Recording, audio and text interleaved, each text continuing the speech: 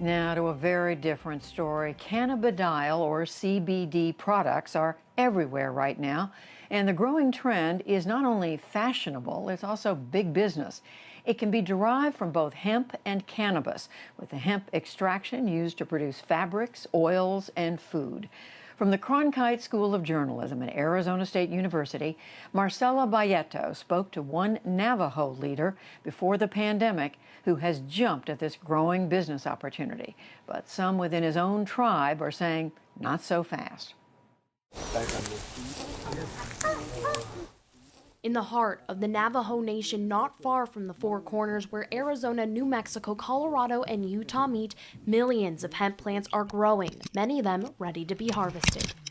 It's the first time this kind of plant is being grown on such a massive scale on the Navajo Nation. Hemp plants contain less than 3% of THC, so they cannot get you high, but Dene Benali says the crop provides his community with a natural health and wellness product. Doing this project, I really got to know what our people are really made of. You know, what type of skill set, what kind of issues we're dealing with: alcoholism, methamphetamines, opiates abuse.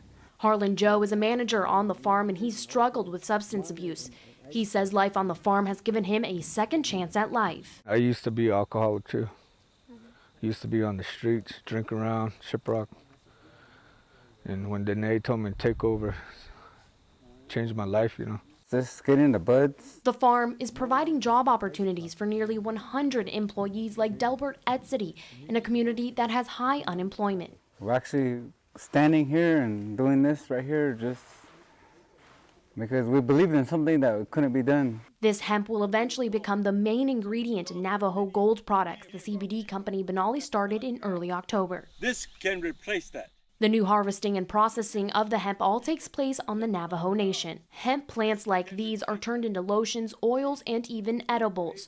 It doesn't have to be smokable. With CBD oil, a substance derived from hemp that is not intoxicating but which many believe helps with medical issues like arthritis and anxiety. Navajo Gold employee Anthony Lee calls himself a plant health advocate and says the Navajo Nation is an ideal place to grow this crop. We have land and we have water. For instance, we only use about 20% of the farmlands located along the San Juan River. On his 300 acres, Benali and his farmers can grow up to 2.5 million hemp plants.